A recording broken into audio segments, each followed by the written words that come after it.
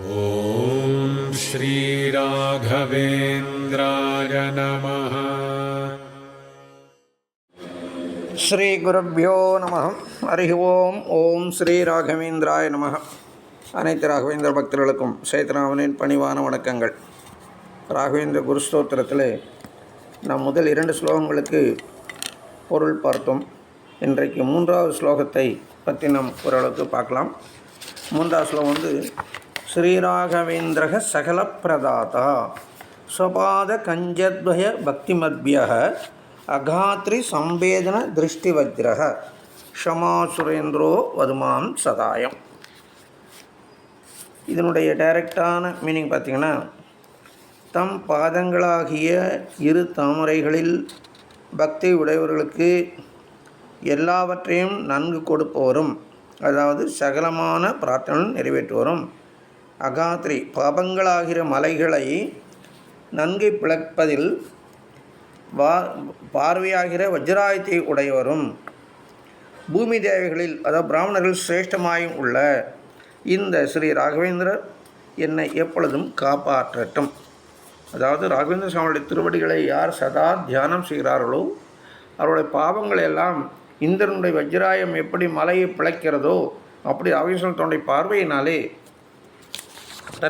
தன்னை வணங்குவருடைய பாவங்களெல்லாம் நீக்குகிறார். அப்பேற்பட்ட ராகவேந்திர சுவாமிகள் நம்மை காப்பாற்றும் என்பதாக இதனுடைய பொருள் வருது. இதில் முக்கியமான டேர்ம் பார்த்திங்கன்னா சகல பிரதாதா. சகல பிரதாத்தான்னா எல்லாத்தையும் கொடுக்கக்கூடிய சக்தி பெற்றவர் என்று அர்த்தம். சகலத்தையும் கொடுக்கக்கூடிய எல்லாத்தையும் கொடுக்கக்கூடியவர் சகல பிரதாதா. எல்லாத்தையும்னா என்ன? எல்லா பிரார்த்தனைகளுமே சதுர்வித புருஷார்த்தங்களே அடங்குகிறது. தர்ம அர்த்த காம மோட்சங்கிற 4 புருஷார்த்தங்களே அடங்குகிறது. அதில் எல்லாருமே கொடுக்கக்கூடிய சக்தி பெற்றவர் தானே. நம்ம கடவுளை பற்றி பேசலாம். மகான்களுக்குள்ளே பார்க்கும்போது எல்லா மகான்களுக்கும் அந்த சக்தி இருக்கிறதல்வா. எத்தனையோ மகான்கிட்ட எல்லோரும் பாத்திரம் பண்ணுறாங்க, அவங்களுக்கெல்லாம் அனுகிரகம் நடக்கிறது என்று சொல்லும்போது அதில் ஒரு சிறு வித்தியாசம் இருக்கிறது. தர்ம அர்த்த காமங்கிற 3 விஷயங்களே எல்லாரும் கொடுக்கக்கூடிய சக்தி உள்ளவரை பிறகு. ஆனால் மோட்ச 4வதாக இருக்கக்கூடியதில் அந்த மோட்சத்தை கொடுக்கிற சக்தி ராகவேந்திர ஒருவருக்கு தான் மகான்களிலே உண்டு என்பதுதான் இது நிதர்சனமான உண்மை. மத்வ சித்தாந்த பிரகாரம் மகாவிஷ்ணு ஒருவர் தான் மோட்சத்தை கொடுக்கக்கூடிய பவர் இருக்குது. அடுத்தால வாயுதேவர் மகாவிஷ்ணு அனுமதியின் பேரில் மோட்சத்தை கொடுக்கலாம். அடுத்தாப்பில் ராகவேந்திர சுவாமிகள் மோட்சத்தை கொடுக்கும் சக்தி பெற்றவராக இருக்கிறார். நரசிம்ம புராணம் இதில் வரும்போது நம்ம கிருத்தயுகத்திலே நரசிம்ம அவதாரத்தின் போது பிரகலாதனிடம் அவர் கேட்குற, உனக்கு எதாவது வரம் தரணும் நீ கேளுன்னு சொன்னபோது பிரகலாதன் எந்த வரமும் கேட்க மாட்டேங்கிறார். எனக்கு உங்களுடைய தரிசனம் கிடைத்தே எனக்கு போதுமானதாக இருக்கிறது. இனிமேல் நான் எனக்கு புதுசாக எனக்கு என்ன வரம் வேணும், எப்பொழுதும் நான் உங்களுடைய பக்தனாக இருந்தால் போதுமானது என்பதாக சொல்லி எந்த வரத்தையும் கேட்க மறுக்கிறார். அப்போ இவர் நரசிம்மர் பார்த்துட்டு அவரே மனம் நெகிழ்ந்து, யார் ஒரு பிரகலாதனையும் நரசிம்மரையும் சேர்ந்து வணங்குகிறார்களோ அவர்களுடைய எல்லா பாவங்களும் முன்ஜென்ம பாவங்கள் அத்தனையும் தீர்த்துவிடும் என்று பாகவத்திலே சொல்லியிருக்கிறார். அப்பேற்பட்ட அந்த பிரகலாதன் தானே ராகவேந்திரா இங்கே அவதாரம் பண்ணியிருக்கார். அதனாலே ராகவேந்திர சுவாமிகளை நம் வணங்கும்போது அவர் நம் பாவங்களெல்லாம் அழித்து நம்முடைய முக்தி கொடுக்கக்கூடிய சக்தி பெற்றவராக இருக்கிறார். ராகவேந்திர சுவாமி அப்படி முக்தி கொடுத்திருக்கிறார் என்று சொன்னால் கொடுத்திருக்கிறார். அவருடைய சரித்திரம் சொல்கிறது. முதல்ல அவருடைய பூர்வாசிரமனை சரஸ்வதி பாய்க்கு முக்தியை கொடுத்தார். 2வது சித்திரதுர்காவிலே வெங்கண்ணா என்ற ஒரு பக்தருக்கு முக்தியை கொடுத்தார். 3வது மாணவி என்ற கிராமத்திலே கண்ணதாசுடைய மறு அவதாரமாக அவர் வந்தபோது அவருக்கு மாணவி என்ற கிராமத்தில் ஒரு முக்தியை அளித்தார் என்று சரித்திரம் சொல்கிறது. அப்போது ராகவேந்திர சுவாமிகளுக்கு முக்தி கொடுக்கக்கூடிய சக்தி இருக்கிறது என்பதை இந்த இடத்திலே நம் உறுதிப்படுத்தப்படுகிறது. அதுவும் இல்லாமல் ராகவேந்திர சுவாமிகளுக்கு வாயுதேவருடைய ஆவேசம் இருக்கிறதுனாலே அவர்களுடைய வாயுதேவரோட பிரார்த்தனாலும் மகாவிஷ்ணுவோட அனுகிரகத்தினாலும் ராகவேந்திர சுவாமிகள் மோட்சத்தை கொடுக்கும் சக்தி பெற்றவர் என்று நாம் புரிந்து கொள்ள வேண்டும். இல்லை இன்னொன்று, நான் முதல்லே இதுக்கு முன்னால் ஸ்லோகத்தை சொல்லும்போது நான் ஒரு பாயிண்ட் சொன்னேன். ராகவேந்திர சுவாமிகள் தன்னை யார் ஒருவர் புகழ்ந்தாலும் அதை ஏற்றுக்கொள்ளாதவர், எல்லாத்தையும் இறைவனுக்கு அர்ப்பணம் பண்ணக்கூடிய மனோநிலை எப்பொழுதும் உடையவர். தான் எது நான் ராகவேந்திர சுவாமி அனுகிரகம் பண்ணான்னு சொல்லும்போது அவர் சொல்வார், நான் எதுவும் செய்வதில்லை, எனக்கு எந்த சக்தியுமே கிடையாது, என்னுடைய உபாசனாமூர்த்தியாக மூலராமச்சந்திரமூர்த்தியும் அந்த வாயுதேவரும் அனுகிரகம் செய்கிறார்கள் என்று சொல்லித்தான் அவர் சொல்வார். அப்படி இருக்கும்போது ராகவேந்திர சுவாமிகள் இந்த ஸ்லோகத்தை எப்படி ஸ்தோத்திரம் ஏற்றுக்கொண்டார் என்று ஒரு கேள்வி வரும் என்று நான் போனதிலே சொல்லியிருந்தேன். அதுக்கு இதை பார்க்கணும். ஸ்ரீராகவேந்திரக சகல பிரதாதா. இதை நான் முன்னாலே சொன்ன பிரம்மாண்ட புராணத்திலே பிரம்மாவுக்கும் நாரதனுடைய சம்பாதத்திலே ஏற்பட்ட ராம துவாதச ஸ்தோத்திரத்திலே ராகவேந்திரம் என்பது ராமச்சந்திரமூர்த்தி 8வது பெயராக வருகிறது. அப்போ இந்த இடத்துல மூலராமச்சந்திரமூர்த்தியை நாம் வச்சு பார்த்தோம்னா ஸ்ரீராகவேந்திரக மூலராமச்சந்திரமூர்த்தி சகல பிரதாதா, எல்லாத்தையும் அனுகிரகம் செய்யக்கூடிய சக்தி பெற்றவர். எந்த டிஸ்பியூட்டும் கிடையாது, நீட்டாக வந்துருச்சு அந்த இடத்துல. ஸ்வபாத கஞ்சத்வய பக்தி மத்யக. இந்த சகலா என்று சொன்னாலும் சாட்சாத் மகாவிஷ்ணு குறிக்கும். ஸ்வ என்று சொன்னால் சுதந்திரன், சுதந்திரன் என்று சொன்னால் யார்? நாராயணன் என்று சொல்லிக்கொள்ளும். அப்படி பார்க்கும்போது ராகவேந்திர சுவாமிகள் என்று எடுத்துக்கொள்ளலாம். மூலராமச்சந்திரமூர்த்தி அத்தனை அனுகிரகம் செய்யக்கூடிய சக்தி பெற்றவரான அனுகிரகம் செய்கிறார். அவருடைய மகாவிஷ்ணு அம்சமாச்சு, அவதாரமாச்சு அவர். அப்புறம் அவர் என்னால் என்ன கொடுக்க முடியாது, மகாவிஷ்ணுவால் கொடுக்க முடியாது என்ன இருக்குது? அதே ராமச்சந்திரமூர்த்தியே மகாவிஷ்ணு தானே. அதனால் ஸ்ரீராகவேந்திர சகலப்பிரதா, ராமச்சந்திரமூர்த்தி சகலத்தையும் கொடுக்கும் சக்தி பெற்றவர். அந்த மூலராமச்சந்திரமூர்த்திய திருவடிகளை யார் தியானம் செய்கிறார்களோ அவருடைய எல்லா கஷ்டங்களையும் அவருடைய பாவங்களெல்லாம் நீக்கும் சக்தி பெற்றது என்று சொல்லலாம். இன்னொன்று க்ஷமா சுரேந்திரோ வதுமாம் சதாயம். க்ஷமா சுரேந்திரோன்னு சொன்னோம்னா பிராமணர்கள் சிரேஷ்டமானவர் என்று ஒரு பொருள் உண்டு. அப்போ இந்த இடத்துல ஒரு நெருடலாக இருக்குது. சன்னியாசி என்று சொன்னாலே எல்லாத்தையும் துறந்தவர், ஜாதி மதம் எல்லாத்தையும் துறந்தவர் தானே சன்னியாசி.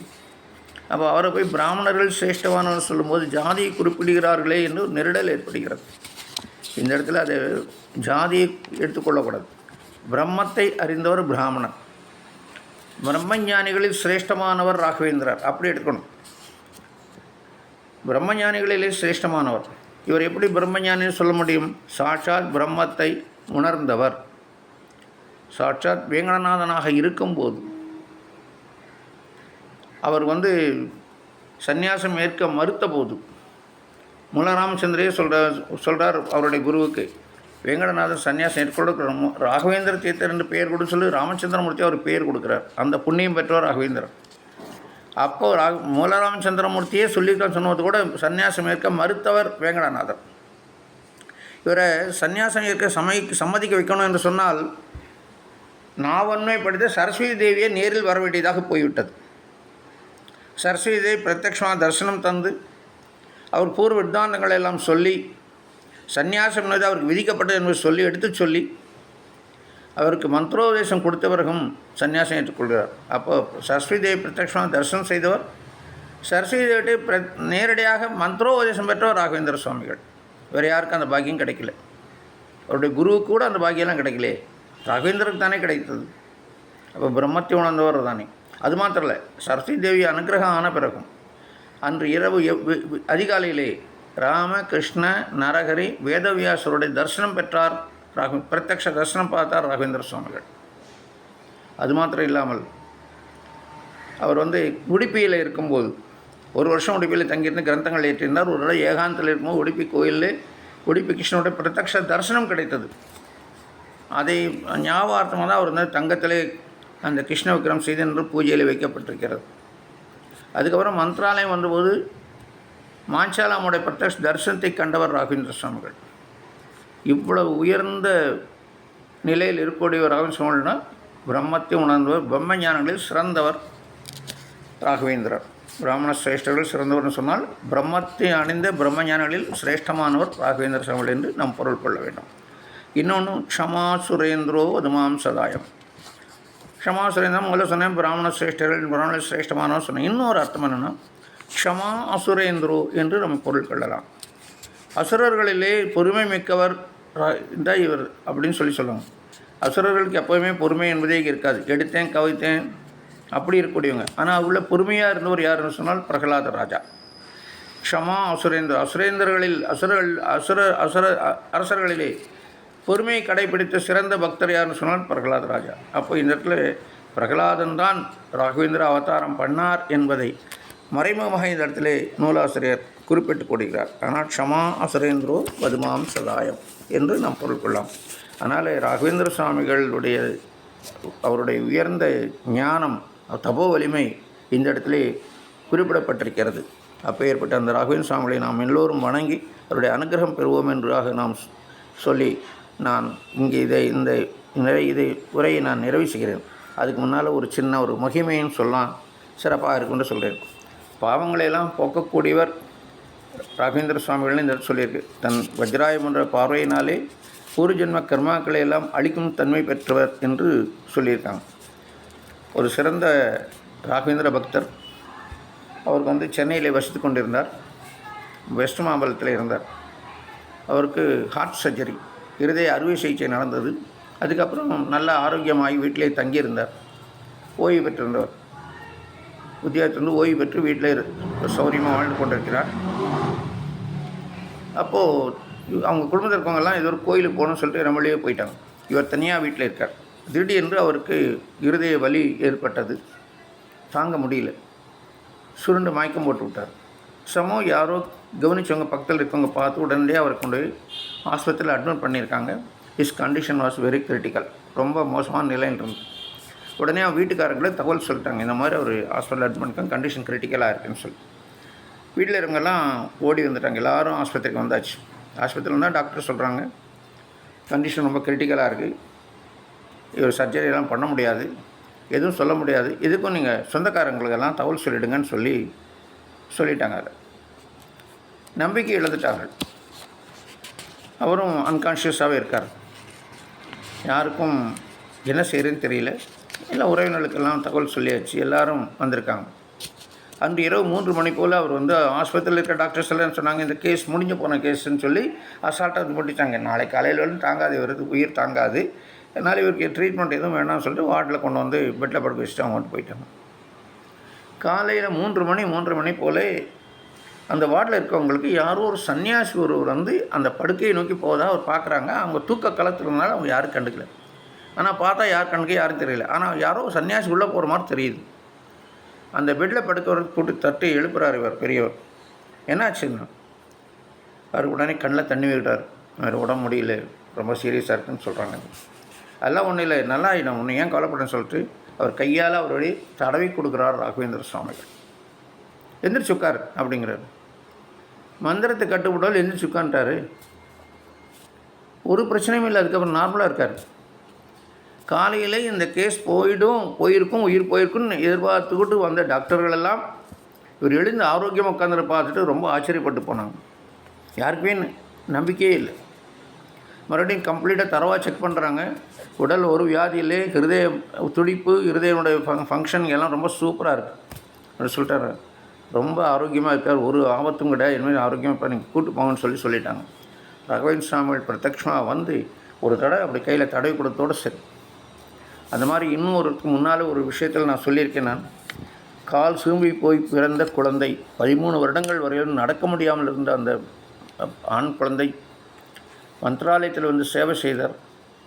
சேவை செய்த பிறகும் அந்த 3 வாரம் சேவை பண்ணி நம்பிக்கை ஏற்படல, எதுவும் இம்ப்ரூவ்மெண்ட் இல்லை. அடுத்த நாள் ஊருக்கு போகலான்னு நினைக்கும்போது அன்று இரவு அந்த பையனுடைய காலை தடவி கொடுத்தார் ராகவேந்திர சுவாமிகள். அந்த பையன்கிட்ட சொல்கிறார், எந்திரிச்சு நில்லு, நடக்க முடியும், ஓட முடியும், தைரியமாக நட அப்படிங்கிற. இது அந்த பையன் அம்மா அப்பா மட்டும் சொல்லுவாங்க, நம்பிக்கை இல்லை, என்னமோ பையன் உணர்றான், சரி என்ன அவ்வளோதான் நம்ம தலையெழுத்து அப்படின்னு சொல்லிவிட்டு அன்றைக்கு ஊருக்கு புறப்படணும். அதனால் காலையில் பிரவேச நமஸ்காரம் முடிச்சு ஹஸ்தோதம் கொடுத்துட்டு போகணும்னு சொல்லிவிட்டு அந்த குழந்தைய ஒரு இடத்துல அமர செய்து விட்டு ஒரு வழக்கம் மாதிரி பிரவேச நமஸ்காரம் பண்ணுறாங்க. ஒரு பிரவேசனை 2 பிரவேசம் 3ஆவது பிரவேசம் பண்ண பார்த்தா உட்கார்ந்த இடத்துல அந்த பையனை காணலை. ஐயோ பையனை காணுமேன்னு சொல்லிட்டு அலையிற முடிச்சு தேடி பார்க்குறேன். அந்த பையன் அந்த மூலஸ்தானத்தை சிவரை பிடிச்சிட்டு அப்படியே தத்தி மெதுவாக நடக்க ஆரம்பிச்சிட்டான். அவனே பிரவேசம் பண்ண ஆரம்பிச்சிட்டான். அந்த சிவத்தை பிடிச்சிக்கிட்டே அவன் சின்ன குழந்தை தத்தி நடக்க மாதிரி அப்படியே மெதுவாக ஒரு காலாக எடுத்து வச்சு பேபி ஸ்டெப் எடுத்து வச்சு அப்படியே சுற்றி வரான். ஒரு பிரதர்ஷனம், 2 பிரதர்ஷனம், 3 பிரதர்ஷனம் பண்ணிட்டான் அந்த பையன். பிற்காலத்தில் இந்த பையன் ஸ்போர்ட்ஸ்லாம் கலந்துட்டு ரன்னிங் ரேஸில் கலந்து பரிசுகள் பெற்றார் என்பதெல்லாம் சரித்திரம். இதெல்லாம் உண்மையாக நடந்த நிகழ்ச்சிகள். அப்பேற்பட்ட அனுகிரகம் பெற்ற ராகவேந்திர சுவாமிகளை நாம் எல்லோரும் வணங்கி வளம் பெறுவோமாக என்று சொல்லி உங்களிடம் விடைபெறுகிறேன். நன்றி. மீண்டும் அடுத்த எபிசோடில் அடுத்த ஸ்லோகத்தை பற்றி பார்க்கும்போது மீண்டும் சந்திப்போம். நன்றி. குருராஜா அர்ப்பணமஸ்து. ஓம் ஸ்ரீ ராகவேந்திராய நமஹ.